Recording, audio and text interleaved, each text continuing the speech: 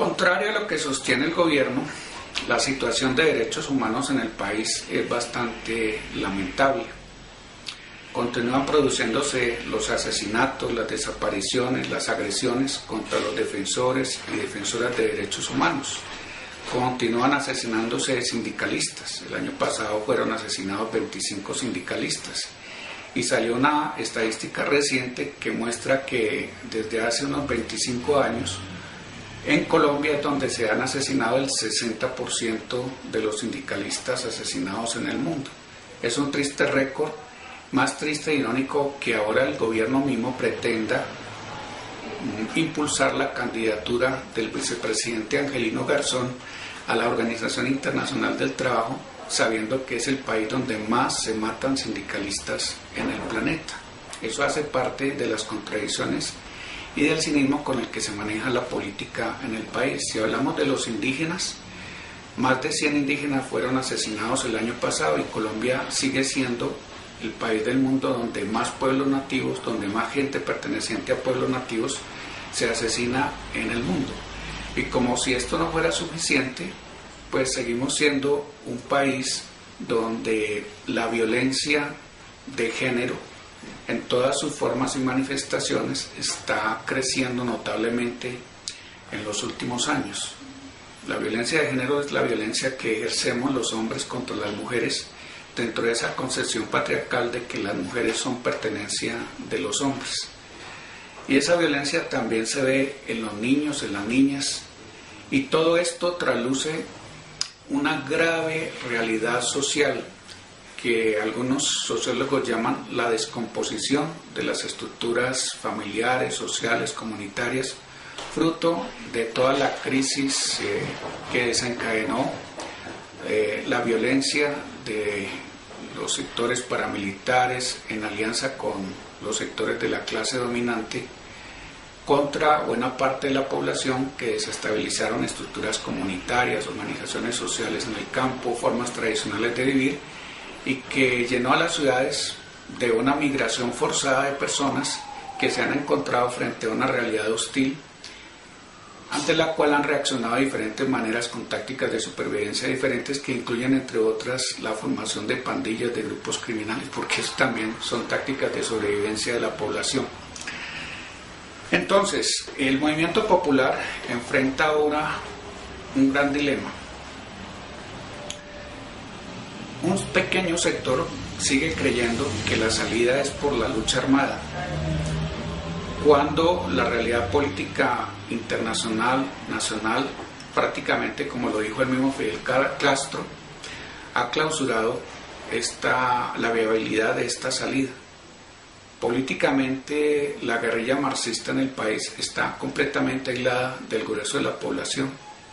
Tienen poder militar, conservan capacidad de perturbación, pero ya estratégicamente no tienen la fuerza para apoderarse del control del Estado.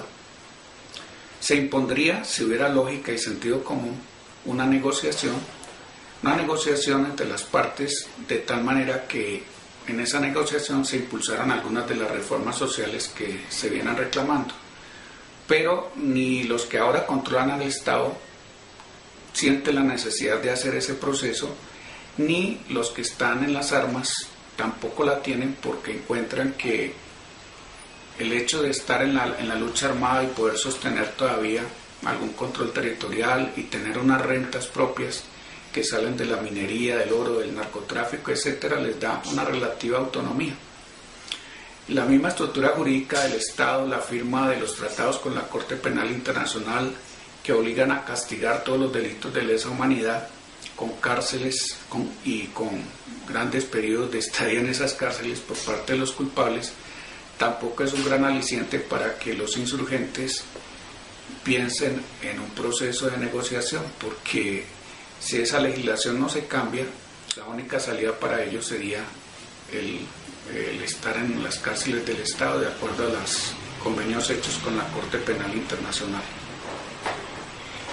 Entonces, la segunda alternativa, me parece a mí, es seguir adelante con la construcción de procesos de organización social a nivel de base, como llamamos nosotros, a nivel de pequeñas redes locales, regionales, con los nuevos sujetos sociales que han surgido en esta coyuntura en el país, que son las mujeres y que son los niños, los jóvenes, que son las minorías étnicas, las minorías, llamamos, aunque no está el término bien empleado, sexuales, religiosas. Esos nuevos sujetos están protagonizando un cambio significativo en el país. No se alcanza a visualizar porque se está dando precisamente en estos procesos de organización de base. Esto también incluye los nuevos medios de comunicación, los medios de comunicación alternativos, los grupos, las asociaciones que se están formando alrededor de esos medios alternativos. Entonces se está creando una nueva alternativa de las antiguas formas que tenía el movimiento popular hasta hace unos 15 o 20 años, que eran los sindicatos, básicamente algunas grandes organizaciones nacionales de campesinos. Ahora uno nota que el movimiento popular está optando por la formación de redes y grupos de base con estos nuevos sujetos sociales que están construyendo en pequeño unos nuevos modelos de convivencia social, de convivencia democrática, a pesar de todas las dificultades y contradicciones que se viven en la construcción de esos procesos. Creo que es una solución, digamos, históricamente más acertada que cualquier otra de las soluciones que se ha planteado el movimiento popular a lo largo de la historia del país. Esta de la construcción de democracia, de la construcción de solidaridad desde la organización comunitaria, desde la organización de estos nuevos sujetos sociales. Pienso que esa es la esperanza que tenemos nosotros los que estamos en este tipo de trabajos. El entender que los grandes cambios sociales no se dan en cuestión de pocos años, sino que resultan de la acumulación de los pequeños cambios que se van logrando cuando se van construyendo este tipo de organizaciones comunitarias, este tipo de redes, este tipo de nueva comunicación, cuando se va focalizando los trabajos con perspectiva de género, haciendo que las mujeres realmente participen y lideren en esos procesos. Es muy importante la participación de las mujeres porque el criterio para medir la verdadera democratización de una sociedad es medir el liderazgo y los papeles que cumplen las mujeres dentro de esa sociedad. Entre más visibilidad y protagonismo tengan las sociedades, las mujeres en las sociedades, más democrática verdaderamente va a ser esa sociedad. Y el trabajo que ustedes intentan hacer de unir lo de los medios de comunicación alternativos con el papel de las mujeres es clave, porque me parece que son los motores que están alimentando el verdadero cambio social en este país. El cambio social, pienso yo, no se logra con grandes protestas, con grandes gritos, con grandes manifestaciones. Se logra en la medida que esta participación de estos nuevos sujetos sociales como las mujeres se vaya visibilizando y vaya tomando fuerza a nivel de esas pequeñas sociedades en las que desarrollamos nuestra vida diaria. Los medios alternativos necesita los medios alternativos para que esta visibilización de estos nuevos sujetos sociales llegue a las comunidades, a las audiencias, a los públicos, y la gente vaya entendiendo, sensibilizándose ante la necesidad de ir cambiando una serie de patrones culturales que no solamente las diferencias de clases, sino la sociedad o cultura patriarcal ha instaurado en nuestro país. La esperanza está en este tipo de procesos. Es una esperanza a muy largo plazo. Hay que tener mucha paciencia histórica para trabajar sin desanimarse en este tipo de procesos. Son procesos que a veces tienen sus desbarajustes, pero pienso yo, sin los cuales no se va a poder lograr la transformación real de la sociedad. Y esto tal vez no nos corresponderá a la presente generación, sino a las siguientes generaciones, ver, visualizar, vivir, gozar los cambios que estamos construyendo en la actualidad. Por eso considero yo importante el apoyo para este tipo de proyectos como el que ustedes están empeñados, Y pues me parece todavía más importante que CEPAL esté dando aquí alguna ayuda para tratar de que lo que ustedes han ideado se pueda concretar en la realidad. Esa es la esperanza. La esperanza es la transformación social desde la base, a base, y valga la redundancia, de estos procesos donde se mezcle la construcción democrática de valores con la participación de los sujetos sociales que habían estado excluidos en la antigua sociedad patriarcal. El presidente Angelino Garzón a la Organización Internacional del Trabajo, sabiendo que es el país donde más se matan sindicalistas en el planeta.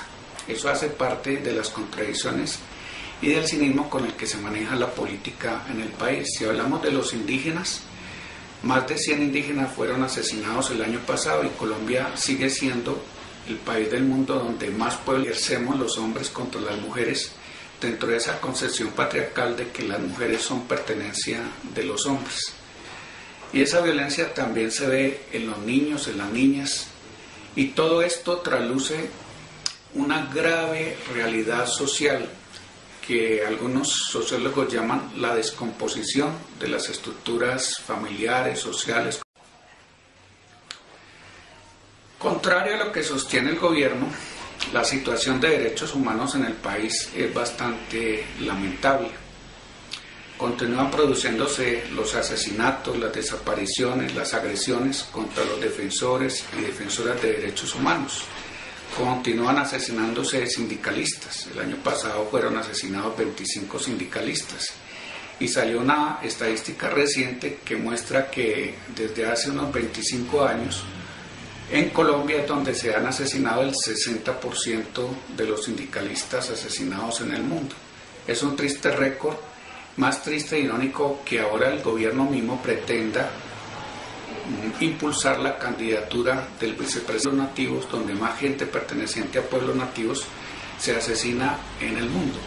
Y como si esto no fuera suficiente, pues seguimos siendo un país donde la violencia de género en todas sus formas y manifestaciones está creciendo notablemente en los últimos años. La violencia de género es la violencia que